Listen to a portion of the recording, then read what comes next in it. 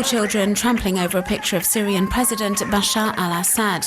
This footage was reportedly filmed in Homs 2 weeks ago at the beginning of the new school year. Although difficult to verify, there is currently a lot of amateur footage circulating on the internet suggesting the children of Syria have joined the anti-regime protests which have been rocking the country for over 6 months now. This video appears to show young boys and adults in the city of Hama chant anti-government slogans whilst burning schoolbooks, which feature pictures of Bashar al-Assad and his father Hafez, both cults of personality in the Syrian education system. According to reports from cyber activists, a number of schools across the country have been deserted as students strike in protest against the acts of violent repression which took place in the classrooms over the summer holidays when security forces used them as detention facilities. And it would appear there has been a proliferation of schoolchildren protests since the start of the new school year. Slogan, "No classes until the president is brought down." Naturally, the demonstrations are supervised by adults, as we can see in this video, which is said to have been filmed in Hama on Sunday. Children have also fallen victim to the regime's violent and bloody repression. This footage appears to show a school in Homs under attack by security forces. Reports from human rights organizations say that over 150 children under the age of 15 have been killed since the start of the uprising.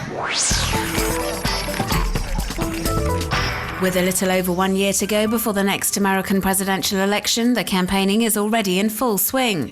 And as was the case in 2008, the internet is proving to be a vital tool for both Republicans and Democrats to help them communicate with as many voters as possible. YouTube and American news channel Fox News recently teamed up for a debate between the candidates for the Republican presidential nomination. The program went on for nearly 2 hours and is available to view in its entirety on the sharing site. Citizens played an active role by emailing in their questions for the various Republican candidates.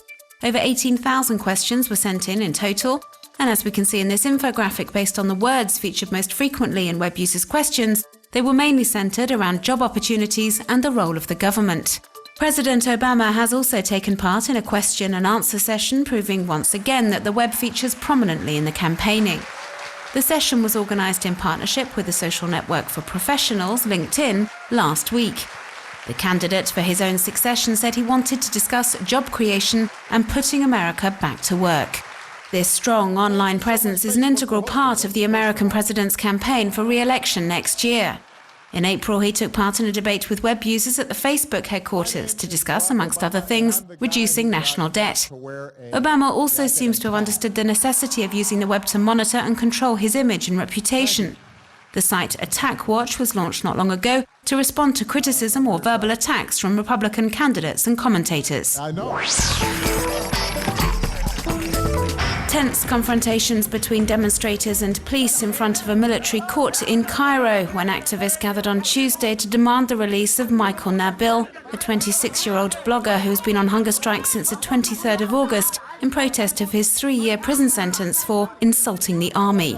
His appeal was to be heard on Tuesday but has been postponed, and fears are growing for his health. In this video, which was posted online by the daily newspaper Al-Ahram, Michael Nabil's brother Mark says he has lost a lot of weight since he began the fast and is saying he is prepared to die in prison. A number of human rights organizations have also been voicing their concern. Amnesty International thinks the blogger's life is in danger and is calling upon the Egyptian authorities to take immediate action or they will be held responsible for his death. Many web users feel the case of Michael Nabil is symbolic of the post-Mubarak era, run by a military council which has continued the former regime's way of doing things. The young man was indeed imprisoned over remarks made on his blog in which he allegedly said the armed forces had repressed demonstrations before and after the Egyptian revolution. By campaigning for this blogger, activists are also maintaining pressure on the Supreme Council of the Armed Forces, which has been strongly criticized for taking so long to implement the promised reforms and for making thousands of civilians appear before military tribunals.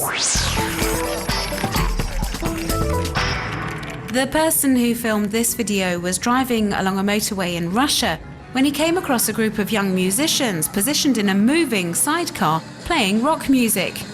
An unusual place to perform, but it is very rock and roll.